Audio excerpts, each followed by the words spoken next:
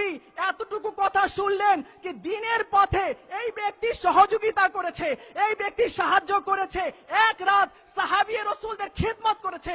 আমার নবী দাঁড়িয়ে গেলেন, দাঁড়াও আসো জানাজার নামাজ পড়াই। আমার নবী জানাজার নামাজ পড়ালেন আর সুসংবাদ শোনালেন, শুনো আল্লাহ তাআলা ওই এক রাতের খিদমতকে কবুল করে আল্লাহ তাকে জান্নাত দিয়ে দিয়েছে।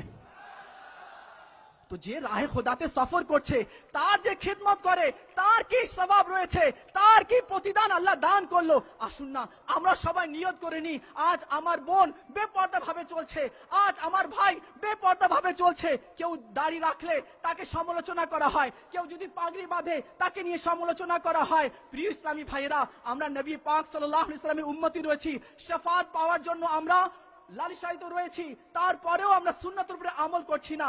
আসুন প্রিয় ইসলামী ভাইয়েরা, দেখুন দেখুন যারা দিন প্রচার করেছেন, প্রসার করেছেন, যারা দিনকে প্রতিষ্ঠিত করেছেন এই বাংলাতে এসেছে। প্রিয় ইসলামী ভাইরা, অসংখ্য হাজার হাজার ওলি আল্লাহরা বাড়ি হচ্ছে ইয়ামানে কিন্তু মাজার হচ্ছে চট্টগ্রামে, বাড়ি হচ্ছে বাগদাদে কিন্তু মাজার হচ্ছে চট্টগ্রামে। তারা যদি না আসতো তাহলে আপনি আমি কি ইসলাম পেতাম? আমাদের মধ্যে কি ইসলামের কথাগুলো থাকতো? আরে তারা সফর করেছে, তারা পুরো জীবন দিয়ে দিয়েছে। আমরা কি 63 দিনের কোর্স করতে পারি না? 30 দিনের কি আমরা কাফলা করতে পারি না? আপনি আমি যদি কাফলা সফর করিনি, কোর্স যদি করিনি, তো ইনশাআল্লাহ আযজা ওয়াজাল হাজার হাজার যুবকদের ইনশাআল্লাহ আযজা ওয়াজাল সংশোধন হয়ে যাবে। তো আমরা সবাই নিয়ত করি ইনশাআল্লাহ আযজা ওয়াজাল আমরা রাহে খোদাতে সফর করব। সাহাবা کرام আলিম রিদওয়ান নবী পাক সাহেবে লালাক সাল্লাল্লাহু আলাইহি ওয়াসাল্লামের দরবারে আরজ করলেন, ইয়া সাইয়্যিদি আপনি দোয়া করে দিন। আমরা যে দ্বীনের খিদমত করতে বাইরে দেশে যাই, বাইরে শহরে যাই, তো কাফিররা আমাদের উপর অত্যাচার করে, পাথর বর্ষণ করে, ইয়া রাসূলুল্লাহ দোয়া করে দিন। তো আমার নবী সাল্লাল্লাহু আলাইহি ওয়াসাল্লাম ইরশাদ করলেন, তোমাদের উপরে পাথর তো মারে, কিন্তু তোমাদের পূর্বে যারা দ্বীনের খিদমত করেছে তাদের উপরে কিভাবে অত্যাচার হয়েছে তাদের কথা কি তোমাদেরকে বলবো না? তখন আল্লাহ নবী সাল্লাল্লাহু আলাইহি ওয়াসাল্লাম ইরশাদ করলেন, শুনো, তোমাদের পূর্বে যারা দ্বীনের খিদমত করার জন্য ঘর থেকে বের হয়েছিল, তো কাফিরেরা তাদের গলার মধ্যে ফুলের মালা পরাতো না, বরং তাদের উপরে তীর এবং বল্লম নিক্ষেপ করত। কিছু মুবাল্লিগদেরকে ধরে বড় বড় কাফিরেরা জ্বলন্ত তেলের মধ্যে ফেলে দিত, তারপরেও তারা ইসলাম থেকে পিছ পা হয়নি। কাউকে জীবিত বড় তক্তার মধ্যে কিল ঠুকে দিয়ে তার শরীরকে ক্ষত বিক্ষত করে দিয়েছে, তারপরেও তারা দিন থেকে দূরে সরে যায় নাই।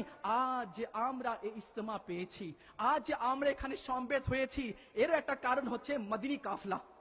যদি বাংলাদেশে আমাদের মদিনী কাফলা না আসতো তাহলে ইজতেমা আমরা পেতাম না। আজ সবুজ সবুজ পাগড়ি আমরা মাথায় দেখছি, এটা কাফলার বরকতে হয়েছে আলহামদুলিল্লাহ। আসুন না প্রিয় ইসলামী ভাইরা, আমরাও নিয়ত করিনি ইনশাআল্লাহ আযজা ওয়াজাল ইজতেমা শেষে আমরাও মদিনী কাফলা সফর করব ইনশাআল্লাহ।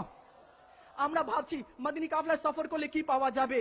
দ্বীন পাওয়া যাবে, নবীর ইশক পাওয়া যাবে, নবীর ভালোবাসা পাওয়া যাবে। যদি সফর করি তাহলে ইনশাআল্লাহ আযজা ওয়াজাল আমার মাধ্যমে কোনো ব্যক্তি, কোনো ভাই ইনশাআল্লাহ আশিকে রাসূল হবে।